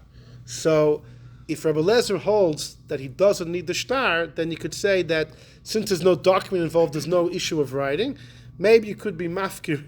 So the whole Shabbos thing is interesting. But they say if it's Shabbos, then that explains why there was no golem. Another answer given is, if you make a golem, he's a kid until he's 13. In other words, we said, who said the golem is human? Even if it's human, who said Jewish? Even Jewish, who said it's maybe it's a shaita? Who says? And another question: it's not an adult. It's not an adult. So who says that? So go to number 14. This is the shail of the Chassam Sofer student Lekutei Chaver ben Chanukah in the second line. He says the Chacham Tzvi is rak la'achar shenasa 13. Because why should the law may adif mitinik? Why should it be better than a baby that's born? So even the Chacham Tzvi would say if he's able to be used, has to be 13 years old. So Rabbi Eliezer can't just free. He had to free his Eved. What's he going to do? Make a golem and wait 13 years for the minyan? But says the Chassam Sofer's Talmud Mikol Mokim Tzorachiyun Simone Gadlus Minola. Usually a child becomes an adult when there's pubic hair. This golem's already made an adult. Like what's going to happen after 13? It's also not born as a tinnik. Right. But he says the Al Koponim says the Lekutei Chaver ben Chaim Bozeh Nidchin Divrei Abirkas Yosef. This knocks off the Chidah's shaila from Rabbi Eliezer that freed his Eved, because Al Koponim he would need 13 years if he made a golem. And then the guy continues, and based on the Rosh and Brachos that had happened on Shabbos, Vada is not a kasha. With Shabbos you can't make a golem. So the Chassam Sofer's student offers two answers: either with Shabbos, like the Rosh says, or that you'd have to wait 13 years. Now, the whole waiting 13 years, very hard to accept. Yeah. He's made an adult. So look at number 15. This is a commentary of Rabbi Yosef Engel. And he in Vienna, they would walk along the, whatever the river's called over there, is it the Danube? No, it's not in Vienna. I don't know. Anyhow, so he says like this. This is in his commentary Masechta Shabbos, in number 15. Be'inyan zeh, he says in Shailas Tshuvas Lachmei Toid, is number 15, of Rabbi Yeshaya Basan. Rabbi Yishaya Basan is the Rebbe of the Ramchal. In Italy, Yishaya Basan was a great Baal Nigla, Baal Kabbalah. Rabbi Yishaya Basan wants to say that a Gershon is Gayer, when a Ger becomes a Ger, is a newborn, till 13 years, Bezdin can't punish him. He's a baby. Ein ma'anishin oisa, and he says at least min hashamayim. He says at least Bezdin in heaven won't punish you till 20 years. Acher agerus, because kukatan shenoi l'dami. At least in the eyes of heaven, you're a newborn mamish. It's not us here. He can be part of the minyan. He's at least in the eyes of heaven. In other words, the Gemara there in Shabbos says until 20 years the Eibusha doesn't punish a person. We had a whole shir about that once. Yeah. But the Yishai Basan extends that to anyone that starts their life off anew. The 20 years starts again. So too, he says, a chacham who gets the position of being a rav, someone getting married, a nasi, that min hashamayim we give them extra space, we don't punish till 20 years from when they were appointed, or from when the chassan gets married. Or the right. Because we moichel al kol avonaisav. So it's a very strange. L'chor, we don't accept that. Why not? Because if a ger is megayered 30 or 40, so they become, they're a newborn, but they're an adult. They're being born as an adult. There's no reason to start the clock again. So you would kind of the same thing about the golem, to say that he needs 13 new years. I mean, the guy asks, why should he be better than a baby? I'll tell you why. Because the golem is already at the peak of his... nothing's going to change after 13. I mean, So that answer is a shver answer. I actually have a simple answer to this question, but no one asked what I think, so I'm not going to tell you. That's it. Okay, now you're asking. That's what we're here. I'll tell you very quickly. In fact, to me, it's so obvious, and I don't know. The fact that no one said it over the past 300 years bothers me, because it means I'm wrong somewhere, and I don't know where it is. Maybe you'll help me. The Alter Rebbe in Shulchan Aruch brings a machlekes. If you have 9 people and a child, could the child be a 10th? Can a cotton be the 10th? A woman be the 10th? So there's 2 opinions. Rabbeinu Tam holds here. Rabbeinu Tam holds a 10th could be a kid, a woman. The Rabbeinu Tam's nephew, and most Rishonim hold no. You have to have 10 male adults. Even the first opinion, Rabbeinu Tam, says you could have a woman or this or that. It's only as the 10th. Only as the 10th. Only as the last one. Like Rabbi Yeshua ben Levi said, number 16, you could use the Eved as the last one. Not more than that, only the last one. So, to me, it's obvious that even if you would be able to use a golem, it would only be able to be used as the 10th. He's not better than a woman. Child holding a sefer. Right, well, right. So I would assume that even if a golem could be allowed as a minion, it would be as a 10th. In the story of Rabbi Eliezer, there were 8 people in the shul, the Gemara says, right? He needs 2 people. Yeah, that was the whole word to number 16. There were 8 people. He had 2 avodim. One of them he had to free to make him a full-fledged Jew. The 10th he used his other Eved, because the Gemara asked, according to Rabbi Yeshua ben Levi, the Eved could always be the 10th. So why did Rabbi Eliezer have to free? And the Gemara said he was missing 2. So one Eved he freed, and the other one was Takan Eved. If he didn't free the Eved that he freed, and he made a golem, then number 9 is an Eved, number 10 is a golem. You can't have that. You can't have 2 of the 10 being people on the fringe. You can have the Eved being the 10th or a golem being the 10th. He already had an Eved being the 10th, so therefore he had to free an Eved. He couldn't use a golem. To me, it's quite obvious.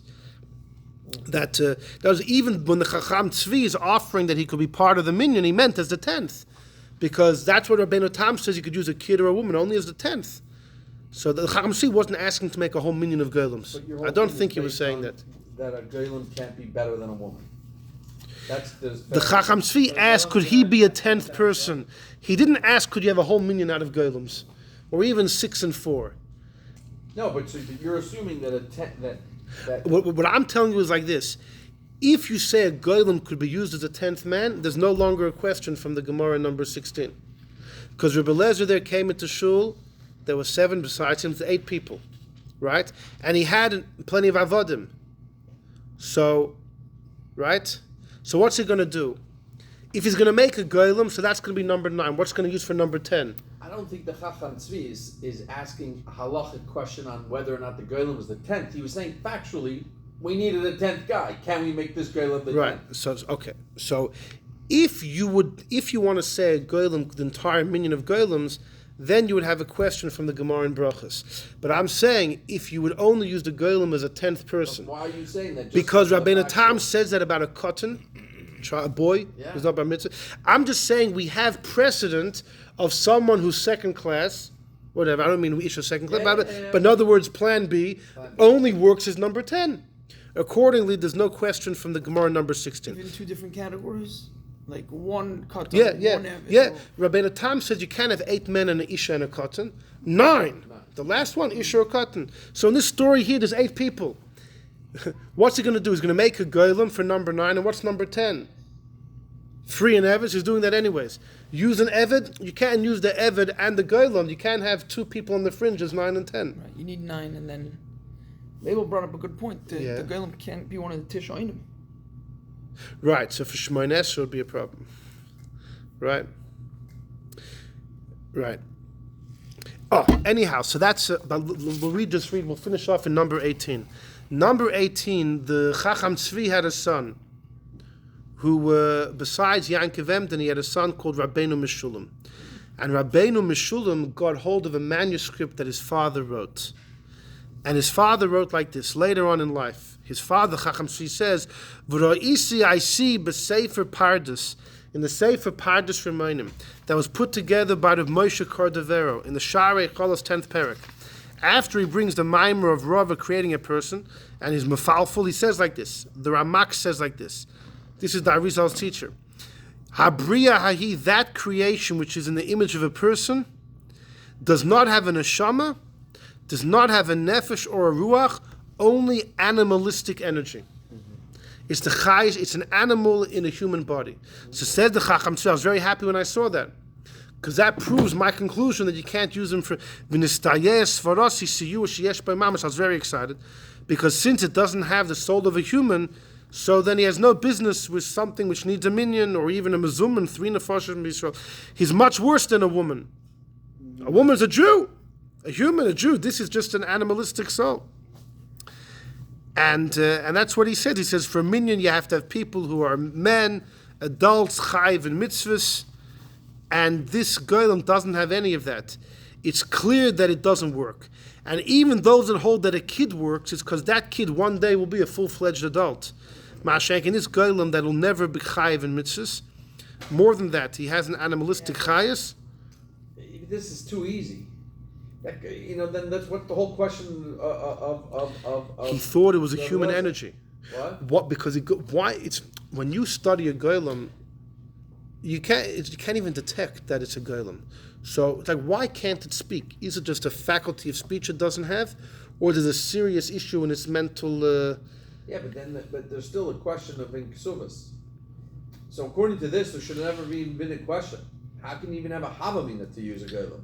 That's exactly what the Chacham Tzvi is writing. After I saw the Pardes Remoinim, he doesn't say like I feel like a fool for asking the question. He says fakert. Now I see my conclusion was right. Listen, the Gemara says Rava Bora Gavra made a man. Doesn't say Rava made an animal, made a man. Yeah. The Rebbe once discussed if the golem has a chelik in the world to come. Right. Apparently, there's a tradition. This I don't remember where it says that one of the Maharal students asked the Maharal after the Maharal dismantled his own golem, what's going to be with the golem in the future? And apparently the Maharal said, and the Rebbe discussed in a Sikha, if it's going to have. Apparently the Maharal said the energy will return, but in a different body. Did a lot of good. Yeah, so there's a chayas there. There's a meaning it was. You wonder, is it a robot? Does it have a? It's cognizant. It's self-aware. It must be. Well, The Maharal said that that this energy will return, it must be it's somewhat self-aware. I don't know. Especially the Is it story a of computer? the What? It had to be self-aware, sentient. Right. Because otherwise it wouldn't have known you're taking away the. Well, animal. now they're saying that all the computers they're making, No, that's the whole point. You can never make a with sentient the being. AI. Yeah. Huh? But that's the sentient question. But the fact that he didn't want to take the MS off his head and punch the that's self-awareness. That's right. That's the right. It's not just self-awareness. That's the human condition to live. Yeah. Or even animalistic condition. According to the Ramak, it's just an animalistic chayas. To live. Also animal. Yes, even an instinct, an animalistic instinct. The Ramak said it's an animalistic soul in a human body. I want to tell you, by the way, I don't have it. He said on that story about punching for the No. He says Bechlal. Yeah, so I could say in that story as well. Is that Reb Tzadok HaKoyen of Lublin, the big Koyen, he has a sefer called Divrei Chaloim, his dreams that he had. And he writes a dream he had about this. He had learned Rabbi Yankov Emden very much says there's no way that a golem can be part of a minion. It's not. It's an imbecile. It doesn't. It's not mentally developed. And so the Kohen had a dream, and in heaven, they told me that no, it is mentally developed. So I saw a vision in heaven. It was revealed to me that they are mentally developed. Mentally developed means they going. They're pikach. They can think. They can. There's some. No. In other words, this that he can't speak is not because he's an animal. To give him a chore. The faculty of speech is the Eibishter has to give, but otherwise. The Jews. So the Tzadok HaKohen wants to push. He could be used for a minion, based on what he saw in heaven, based on his dream that he had, dreaming about golems. You're pushing for it. You're pushing for it. This golem who saved the Jews in Prague, he wasn't just walking around. He had to see. He had to understand what was going on, and seek out plots against the Jews. Right. The Shah's maybe the Maharal programmed him. Well, yeah, but he programmed him to go seek out and understand. He had to look at the golem, figure out what they were doing. Maybe it was a clever animal, the most clever of all animals. Listen, It's like an AI that you program to do a certain Clever task. animals can't do that. That's the point of an animal. They can't. So They can't think. They can't think on their No, feet. there's a lot of dogs that tell him to do a lot of stuff. No, that's you can tell the trick. That's not. You can tell him to understand if that guy has a nefarious plot in there and figure it out and follow him. And that's not animal stuff. That's what he was doing to go. So then, you say on the contrary, many humans couldn't have done what he did. Yeah, so he's a superhuman. He was a high level human thinker. He was a high level. In some areas, in other areas, he probably couldn't learn a Daf Gemara. You know, it was things that he wasn't programmed to do. You see the way they trained the police dogs? No, this wasn't. But this smelling somebody, when somebody created a golem, it's like a level 1, 2, 3 of some. There's different types of golems. Huh? What do you matter? No, I mean when somebody created a golem, there's some wisdom. You have some wisdom. This golem, they have some. He understands something. Like many animals. We had a shir last year that an elephant, the Meiri says, an elephant and a monkey can be taught 70 languages. We discussed about the reverse Darwinism. Because they were originally humans. So each golem is the Meiri brings a Rishomi that we don't have today that you can teach a monkey 70 languages. Each golem they created was a different. That's pretty golem, sophisticated, but it's still a chimpanzee. You're teaching the element of the humanity in them. That's what it is, because that's what they have left over in them. But teaching a language, again, is different than teaching to think and to think about progress and to make those I don't know. Who knows? jumps. I don't know. Maybe the creator thinks through the. Maybe the Maharal was thinking through him. I don't know. You don't know how these. That's all. Well, That's too much for you. no. The other stuff. It's not too much. That's possible, but that's not what it said. It wasn't like the Maharal was up at night. No. You know, when the Maharal, when the golem was walking around that night, Maharal was sleeping. Yeah. So it's not like he was just thinking and seeing through his eyes. That would just be a camera. I don't know. I'm not suggesting that the entire time. But I don't know. Maybe. You'd have to have no hesitation. I don't know. Maybe I don't know. There's so many possibilities. Yeah. He gave him a dose of his own seichel. The Chacham Tzvi's reason to say he might be part of a minion is all the golem is the energy of the tzaddik. So he should be Jewish. The push that he should be Jewish is all he is. He's the tzaddik's creator. He's the energy of the tzaddik.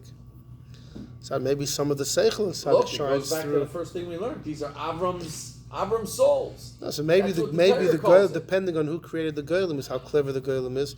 It's like a candle. You light But it's it. also what the spiritual. If a Jew creates it, then it would be. For sure. It would be Oh, you're saying goyim creating golems? No. The goyim loved the story of the Maharal. Who doesn't? They time it was alchemy. The Maharal was big in alchemy, which is another shir we had. They time it was